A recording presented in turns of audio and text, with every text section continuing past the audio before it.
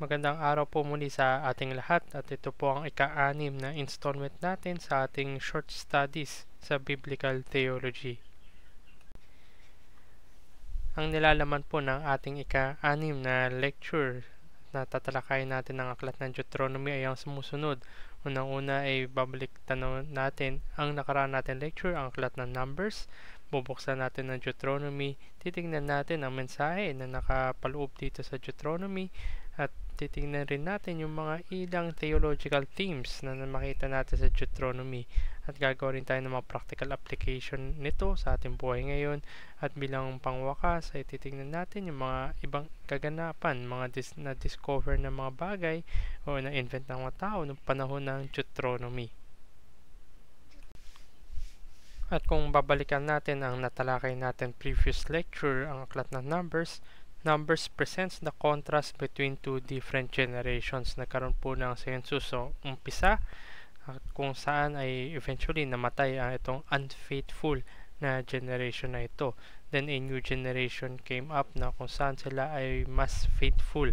So in contrast ito do sa unang generation. Also, God provided final instructions for the Israelites in preparing march into the land that He has sworn to give them. Nagbigay ng mga huling mga instructions ang Panginoon. Dahil nag-camp sila sa Moab, doon na natapos ang aklat ng Numbers at ready na sila para pumunta dito sa Promised Land. Ang key themes na tinignan natin dito ay the Lord, the people, and the land. At ang practical applications ng Numbers ay tinignan natin sa pamamaraan ng obedience, ng church life in the present age, ng God's means of grace, sa evangelism, and also the character of God. So, buksan natin ang aklat ng Deuteronomy pero ilang bagay ang kailangan natin i-note. Unang-una, that Deuteronomy is both the climax of the Pentateuch, ito yung first 5 books ng Bible na kung saan it is attributed to Moses, and also it is the introduction to the historical books, particularly kay Joshua, Judges, 1st, 2nd Samuel, and 1st, 2nd Kings. So itong Deuteronomy yung parang transition na tinatawag. So Deuteronomy comes after an entire generation has died in the wilderness as a result of disobedience. And the historical books, they view Israel's past through the lens of Deuteronomy, particularly the blessings and the curses na matatagpuan dito sa Deuteronomy. So Deuteronomy opens where Numbers closes. The Hebrew people are on the plains of Moab at ready na sila patawid dito sa Jordan at sa Jericho. Matatagpuan ito sa end ng Numbers chapter 36 at ang beginning ng Deuteronomy and Deuteronomy chapter 1. So after spending 40 years in the wilderness, the 11-day journey from Kadesh Barnea was now over, and of the whole generation that refused to accept God's promise of the land of Canaan, alalahanin natin na yung time na nagpadala ng 12 spies si Moses para tignan tong lupain na ito.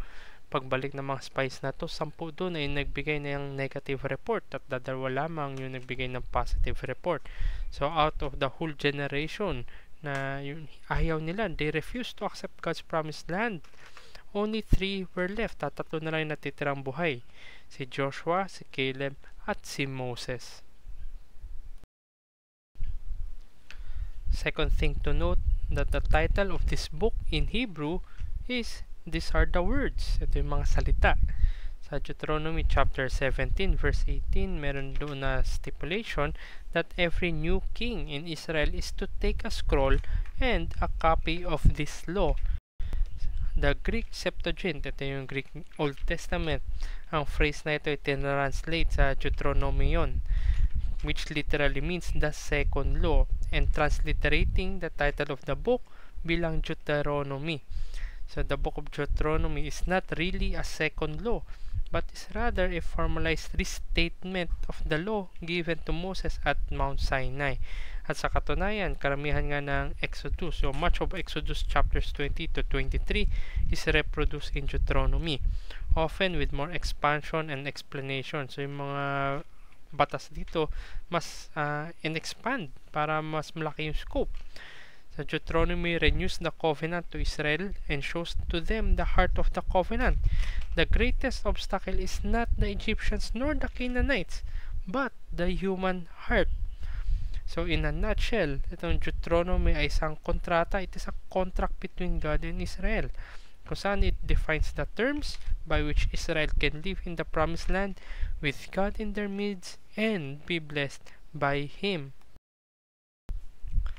Thirdly, the book presents Moses' last address to a new generation of Israelites as they are about to enter the promised land. Moses represents the last of the old generation that has died in the wilderness because of unbelief.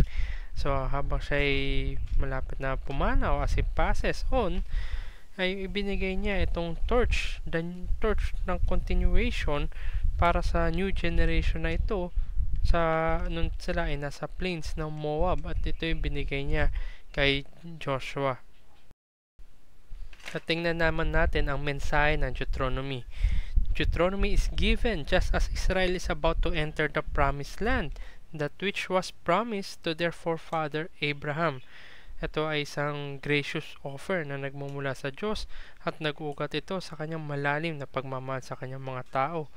Yet God is very specific about how His people will relate to Him. Ito yung makikita natin na overarching na isang sa mga overarching themes na dito sa Pentateuch.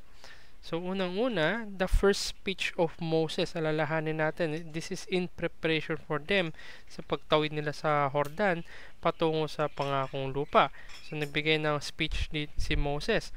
Firstly, it is a review of the recent relationship between God and Israel. Matatagpuan ito sa first 4 chapters ng Deuteronomy. So hatiin natin ito unang-una bilang introduction dito sa chapter 1 verses 1 to 18. This introduction ties Deuteronomy into a very specific historical context. Binigay rin dito yung petsa kung saan it provided 40 years and 11 months after the Exodus. So God reminded them that He has given them this land as He promised to their forefathers Abraham, Isaac, and Jacob. So therefore God declares it is time to go to the land and take possession of it. Sa second half na ng introduction, verses 9 to 18, describes the appointment of leader over Israel. But the main point seems to be the prolific growth of Israel's population. And this thus several connections to the Abrahamic covenant were made. Naroon ang lupang pangako sa verse 8, yung mga descendants sa verse 10, at yung blessing dito sa verse 11.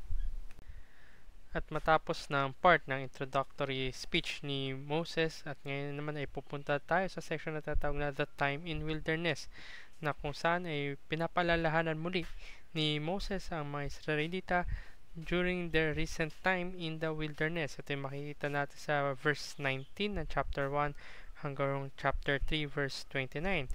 Sinimulan ito ni Moses as he describes the terrible rebellion when the Israelites refused to go in and take the promised land.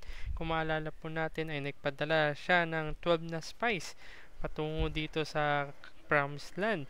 At bumalik po yung 12 na spies na yon, 10 gave a negative report, only 2 gave a positive report. Ito po sa Numbers chapter 13 and 14. Tumanggi ang mga Israelita at ang rebellion na ito. As a consequence, they were sent into the wilderness to wander 38 years. Or until that generation have passed away. And now Moses draws attention to their fresh victories, especially the victory over Sihon the Amorite and Og, king of Bashan. Moses reminds them that God can enable them to be victorious over powerful enemies. Thus, they should not be afraid of entering Canaan and fighting the Canaanites. And Moses reviews the manner in which he distributed this land on the east side of Jordan. Ito binigay niya sa mga tribo ng Reuben at Gad. At sila nga ay may commitment na tutulungan nila ang Israel to conquer Canaan on the west side of Jordan. And Moses regretfully, he mentions that God has allowed him to see the promised land but not actually able to enter it. Ito po yung matatagpuan natin sa latter half o yung ending na verses na chapter 3, ang verses 21 to 29.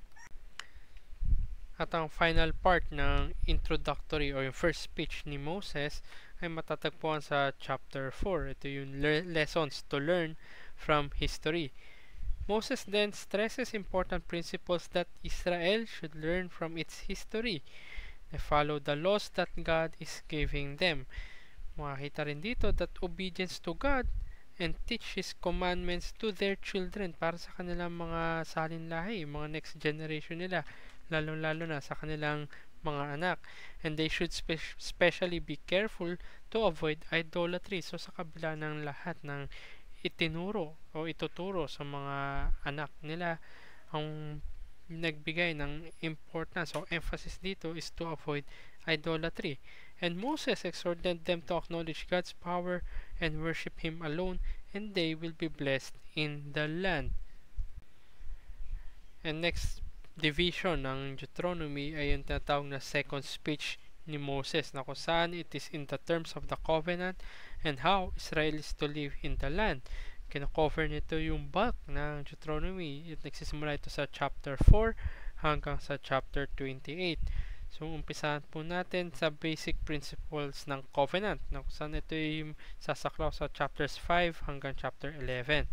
So, as Moses introduces the major laws of the covenant, ito po yung 10 Commandments, he stresses to the Israelites that this is not just a covenant with their forefathers, but a covenant with them. So, hindi lamang sa kanilang mga ninuno, kundi sa kanila mismo. The first commandment is the critical starting point, for God insists on absolute faithfulness and loyalty to Him. Moses reminds the people that God Himself wrote the 10 Commandments, and so, once again, the Lord calls on them to be faithful. Ito yung tawag sa kanila ng Diyos na maging silang tapat, sapagkat sinasalamin rin ito ng katapatan ng Diyos. Moses reminds the people that they are a special people to God, chosen and holy. Thus, when they conquer the promised land, they are to stay separate from the corrupting influences of pagan inhabitants. Tandaan po natin na sila ay papasok dito sa promised land. Meron silang mga kapitbahay ng mga bansa, at itong mga kapitbahay ng bansa na ito yung mga pagano. Hindi sila nakakilala sa totoong Diyos. And therefore, they should drive them all out and not to intermarry. Huwag sila magpapakasal sa mga neighbors na pagans. Israel did nothing special to deserve being chosen by God. They are God's chosen people only because of His grace, not because of their righteousness. It is chapter 9 verses 1 to 6. Therefore, they are to love God and to love those who are in need among them. Ito po yung chapters 10 and chapter 11. Next is the specific principles and details of the covenant, chapters 12 to chapter 26. Moses now expands on these concepts, adding specific examples and details that relate to the covenant and the worship of God. So in general, the arrangement of the topics here in this section follows the order of the topics addressed in the 10 Commandments. Idolatry, ito yung first and foremost, ito yung binigyan ng emphasis, is a very, very serious offense against God, and God declares and advocates of idolatry must be removed, whether they are false prophets, chapter 13 verses 1 to 5, close relatives, verses 6 to 11, or an entire Israelite town, verses 12 to 18. And then we come to the very important two chapters of Deuteronomy, chapters 27 and 28. Ito yung blessings and curses. So, yung makita rin natin outside of Israel, yung ancient world. Ancient treaty arrangements usually had a section containing blessings for keeping the treaty and curses for breaking it. So, firstly, they are to write all the laws of Deuteronomy on 2 large plaster-covered stones. This stresses the ongoing permanence of the covenant. Then, the Israelites are to have a solemn public ceremony involving the entire nation. Ito po yung ginagawa nila sa Mount Gerizim at sa Mount Ebal. At ang curse section, yung mga section ng mga sumpa sa Deuteronomy chapter 28 is much longer than the blessing section. It describes foreign invasion and exile from the promised land. Wonderful blessings will come from obedience, but terrible curses will come from disobedience.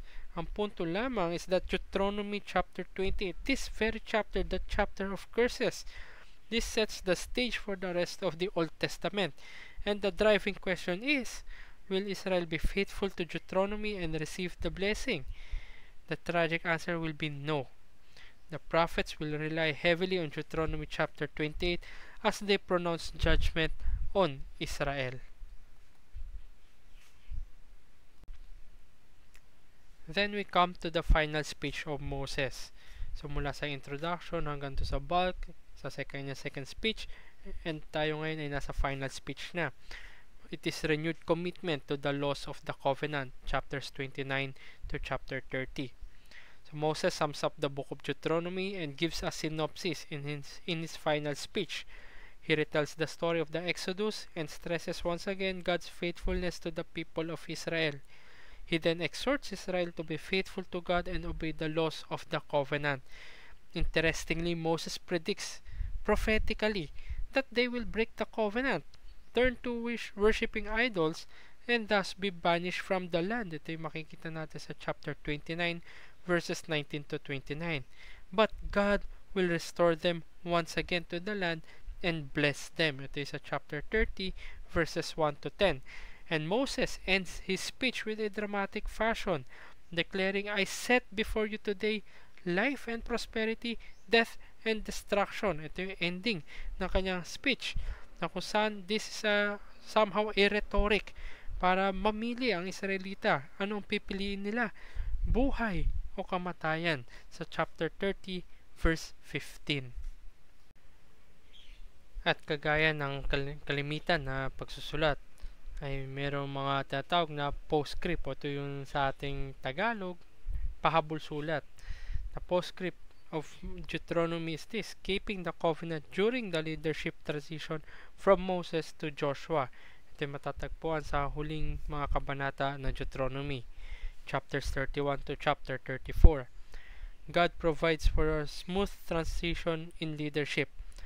Moses exhorts Joshua to be strong and courageous, for God will be with him. Ito is chapter 31 verses 7 to 8. So while the transition in human leadership is important for maintaining the covenant, the most important element will be the written word. So several times in Deuteronomy, God orders Israel to write down these laws for future generations to read. So bagamat ang tao, they come and go, they live and die, pero ang mananatili ang salita ng Diyos.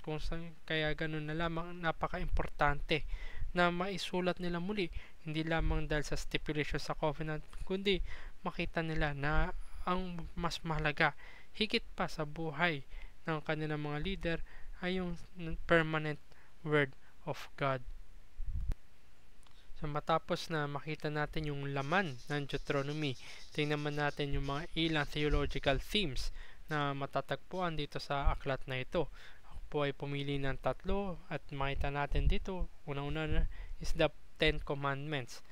Secondly, the importance of a decision now and in the future. And thirdly, the eschatological hope and a new covenant. So firstly, the 10 Commandments na banggit natin kanina, na ang bulk ng Exodus chapters 20, 21, 22, and 23 ay inulit dito sa Deuteronomy. Pinalawak lamang yung saklaw nito at yung lalim at to a specific application of these laws. So most of the legislation in Deuteronomy applies the 10 Commandments to the new conditions of Israelite settlement in the land of Canaan. And sa ating mga modern legal systems, itong 10 Commandments, it functions like the constitution of ancient Israel. Ito yung kanilang pinaka-constitution, the highest law of the land. And all other laws apply this policy to the situations in ancient Israel. So as a constitution, it not only reflects yung values ng mga tao, ng mga mamamayan, but more importantly, it reflects the character of God. Kung babalikan natin dito, it is a character of God. God is holy. At tinawag niya yung kanyang mga tao to be holy for I am holy. At ganoon na lamang kabigat ang 10 Commandments na ito. Napakataas na standard ng 10 Commandments na ito, sapagkat ito ay para sa kabanalan. Mamuhay na may kabanalan ang mga tao harapan ng banal na Diyos, sapagkat ang banal na Diyos ay nananahan na sa kanilang kalagitnaan. So ito yung makita natin primarily dito sa Deuteronomy is the emphasis on the Ten Commandments as a way of living. And secondly, the importance of decision now and in the future. Liwanagin ko lamang po muna ang importance of decision na ito ay walang kinalaman do sa common na pattern sa evangelicalism ay yung easy believism o yung decision making to the Lord. So the urgent need for the present generation to make a decision for the Lord is one of the main concerns in Deuteronomy. Kung babalik at babalikan natin ang Deuteronomy, lalo-lalo na yung sections, chapter 27 and 28, section on blessing and curses, na kusan ang final song din sa chapter 30, ending nito, ay pinapili ni Moses ang Israel na ang pipilin ba nila ay buhay o kamatayan, biyaya o sumpa. So repeatedly, 48 times, the word today sounds in the ears of the people as they stand in the plains of Moab. The word calls for a decision now. Hindi ito kahapon, hindi bukas, ngunit ngayon. The previous generation failed to obey and they all perished. So makita natin na there is an urgency. Mayroon life and death situation ito kung tutusin.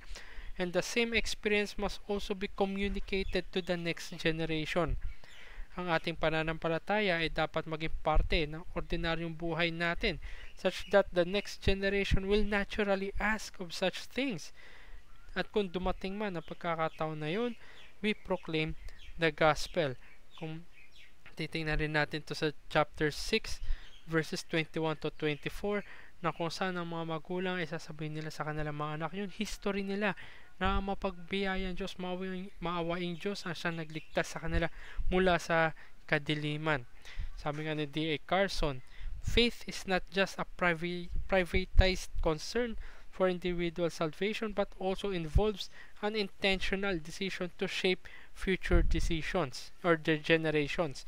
Ito intentional, hindi ito half-hearted, pero ito all-in, kumbaga. At the decision that must be made individually, nang sa ganun ay parte ito ng kanilang buhay at para rin to sa kabutihan ng mga susunod pang henerasyon na makikita nila ano nga bang meron na pananampalataya ang kanilang mga magulang, ang older generation, nang sa ganun na lamang ay makikita nila na there is an urgency to make a decision today, not tomorrow, at hindi rin lalo-lalo na hindi yesterday, kundi today, patuloy hanggang sa huling araw. At ang pangatlo na theological theme na makikita natin is the eschatological hope and a new covenant. So Deuteronomy bears witness to the hope that the Lord will someday do for Israel what it could not do for itself. Kung babalikan natin, merong prophetic vision o binanggit si Moses na darating yung panahon na ang Israel mismo, they will break the covenant again. At pinakita dito na hindi ang Canaanites o hindi yung Egyptians at hindi yung mga neighbors nila ang problema ng Israelita, kundi sila mismo ang kanilang mga puso. So therefore, darating ang panahon that God will restore them, that the Lord will someday do for Israel what it cannot do for itself, circumcise the people's heart, so that keeping the law was a natural breathing. Ito yung matatagpuan sa Deuteronomy chapter 30 verse 6. So the prophets were influenced by this hope at tinawag nga nila itong bagong tipan, the new covenant, a covenant which the Lord would forgive the sins of His people and write the law on their hearts. Ito yung matatagpuan sa mga propeta, specifically Jeremiah chapter 31 verses 31 to 34, where the Lord would forgive them and will write His law on their hearts. But sa panahon nga natin ngayon, looking back and looking at the whole given and revealed Word of God, it finally arrived in Christ, who perfectly kept the law while suffering its curses, not for Himself, but for covenant breakers, hindi lamang ang mga Israelita ng panahon na yon, kundi ang lahat ng mga makakasalanang tao ay covenant breaker, and yet Christ suffered for their sins and the curses, nang sa ganun ang blessing ay mapupunta sa kanyang mga niligtas. So at muli, ito yung tatlong theological theme natin tinignan. The Ten Commandments, the importance of decision, now, and also the eschatological hope and a new covenant. Looking forward, ng panahon nila, they look forward to this, even the rest of the Old Testament, and its fulfillment in Christ. At tayo ngayon, tinitingnan natin pabalik at pinamumuhay natin sa kasalukuyan, at ito yung daladala natin sa hinaharap. So, after opening Deuteronomy and checking or tinignan natin yung mensahe na nakapaloob dito at yung certain or some theological themes na matatagpuan sa aklat na ito, tingnan naman natin kung paano natin ma-apply sa ating buhay ngayon ang Deuteronomy. Dalawang bagay lamang. Unang-una, God determines the way to approach Him and the way to salvation. And secondly, Deuteronomy turns our gaze forward to the prophets and to the New Testament. Firstly, God determines the way to approach Him and the way to salvation. Bilang babala, it is not left up to us to come up with a theological belief system that sounds good or resonates with our culture. Sapagkat kung titingnan natin na what is good sa pakiramdam, sa panlasa, sa attitude or behavior or norms ng ating kultura, ito yung magiging click sa kanila, ito yung magiging in, makaka-relate. Pero alalahanin natin ang mga kultura ay nagpabago-bago. One norm will be okay now or not okay now, and several generations after ay okay na ito, permissible na. Pero hindi ganito ang salita ng Diyos.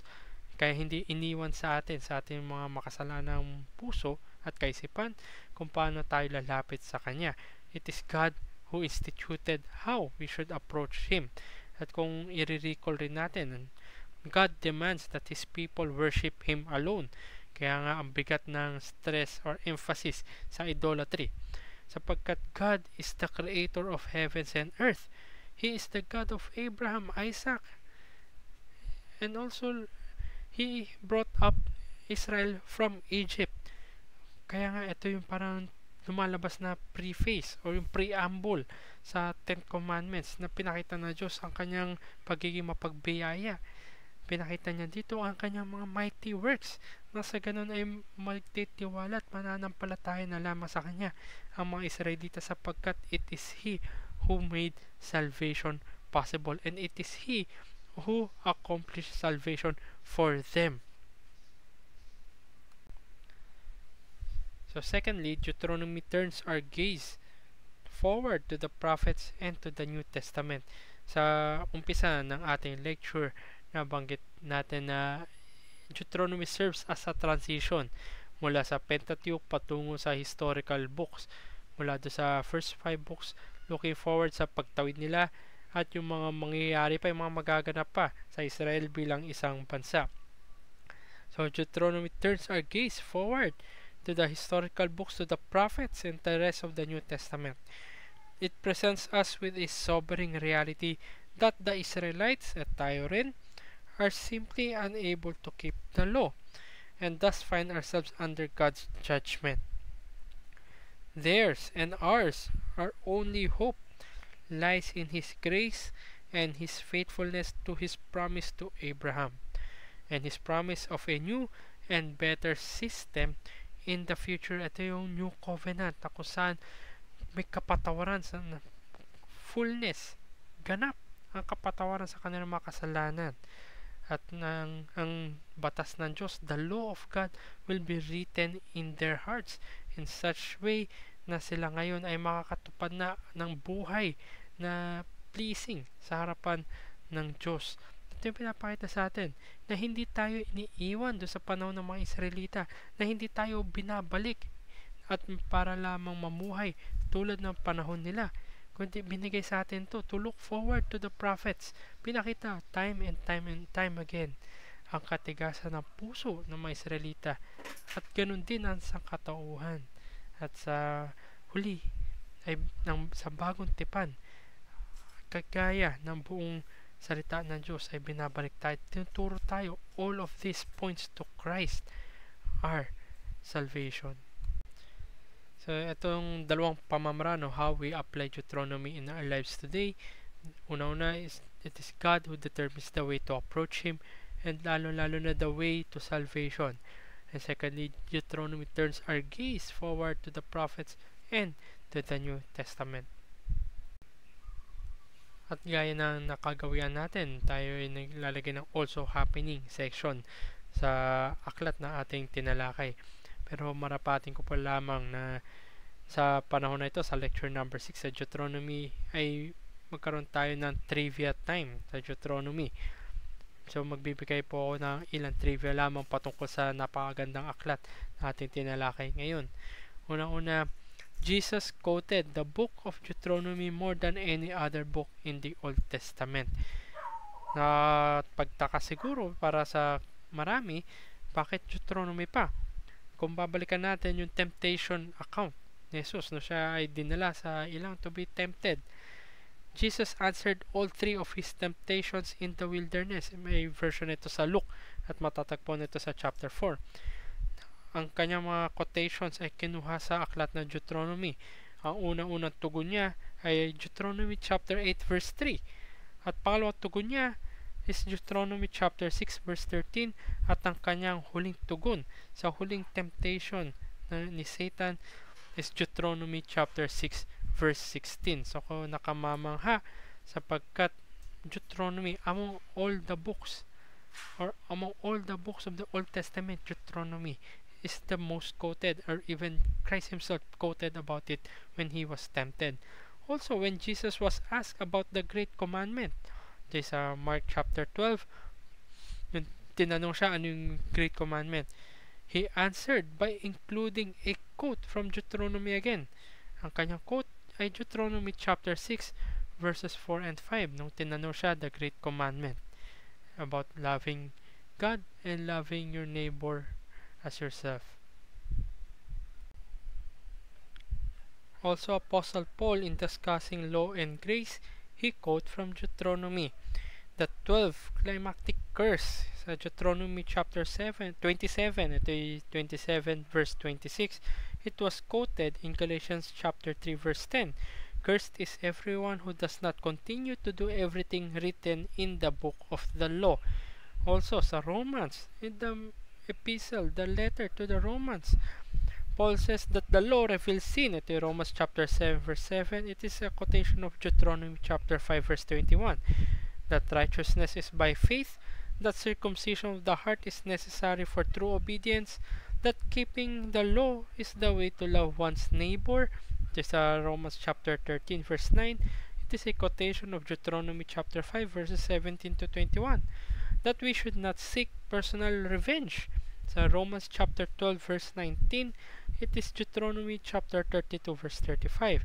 And that we should expect Gentiles to be added to the fold, to the one flock of God.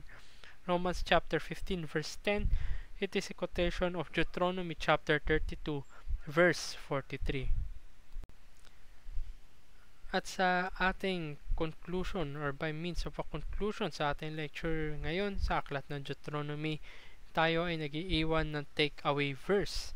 At ang aking pong napili ay ang Deuteronomy chapter 30 verses 19 to 20. It says, I call heaven and earth to witness against you today that I have set before you life and death, blessing and curse. Therefore, choose life, that you and your offspring may live, loving the Lord your God, obeying his voice, and holding fast to him. For he is your life and length of days, that you may dwell in the land that the Lord swore to your fathers, to Abraham, to Isaac, to Jacob, to give them.